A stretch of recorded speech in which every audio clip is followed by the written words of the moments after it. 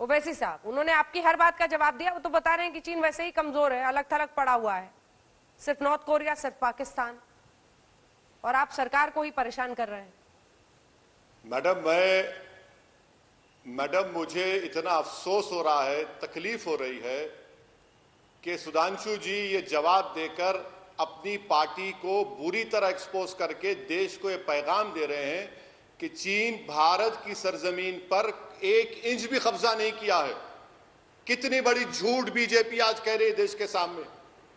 क्या चीन ने कब्जा नहीं किया हमारी जमीन पर? बता दीजिए सुधांशु जी।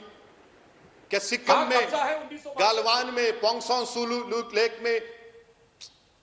सर मैं आप जब बोल रहे थे मैंने कुछ नहीं कहा, मैं सुन रहा था, तो सब्र करिए प्लीज। क्या चीन कब्जा नहीं किया भारत की जमीन पर? आप अभी अपना जवाब सुन लीजिए। आपने कहा कि चीन कब्जा नहीं किया, चीन कह रहा है कि हम घुस गए। तो फिर प्रधानमंत्री ऑल पार्टी मीटिंग क्यों बुलाए? चाय भी नहीं पिला सकते? क्या हमको ज्ञान देने के लिए बुलाए हैं? क्या प्रधानमंत्री धोखा दे रहे हैं देश को? 4.5 किलोमीटर चीन गालवान वैली में घुस चुका है, पोंगसोंग लेक के सदन में घुस चुका है। मैं फिर से देश को बताना चाह रहा हूं कि सुधांशु जी झूठ कह रहे हैं। यकीनन साइचन का जो रास्ता होगा, जहां पर जाने का एक्सेस होगा, गालवान के उन पहाड़ियों पर चीन बैठा हुआ है। अब चीन कभी भी, आप याद रखिए, काराकोरम में हमारा कम्युनिकेशन खत्म कर सकता है। बताए बीजेपी चीन हमारी जमीन पर कब्जा कराए नहीं कराए? अरे भाड़ में जाए चीन के साथ कौन खड़ा या ना खड़ा है। मुझे अपनी देश की जमीन की फिक्र है। क्या ये मोदी सरकार इन वीर जवानों की शहादत को, इनके मरने को रायगा जाने देगी? क्या आज तक के चैनल पर वो सिपाही जिसका नाम सुरेंद्र सिंह है, अपने पिताजी को फोन करके कहता है कि 2000 लोग आकर हमला किए हम पर, कीले नेल्स लगे हुए लकड़ी के ऊपर, 3 हमारे सिपाहियों के चेहरे नहीं दिख रहे हैं, तो क्या चीन की जमीन पर थे? आप उन लोगों को इस तरह का जवाब देकर आपने ना सिर्फ भारत की आवाम का बल्कि उन मरने वाले 20 जवानों की तौहीन की है।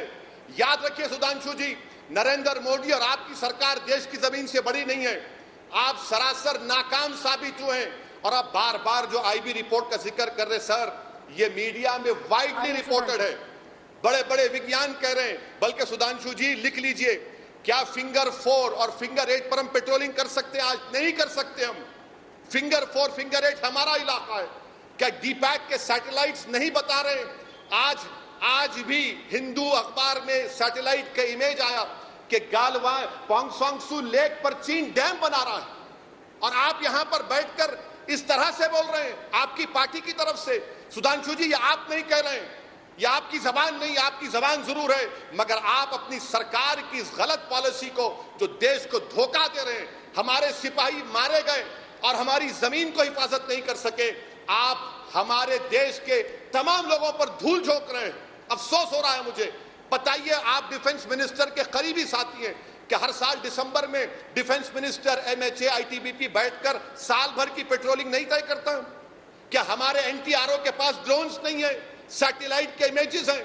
किस तरह आपकी सरकार ने हमारे लद्दाख के एक लेफ्टिनेंट जनरल हरिंदर सिंह को एक मेजर जनरल के साथ बैठने को दिया? याद रखिए, चीन से मुकाबला करना है तो 56 इंच का सीना नहीं, दिमाग होना पड़ेगा और एक धड़कता हुआ दिल होना पड़ेगा इस देश के लिए। आप कब तक इस मुल्क को टीआरपी रेटिंग की तरह चलाएंगे?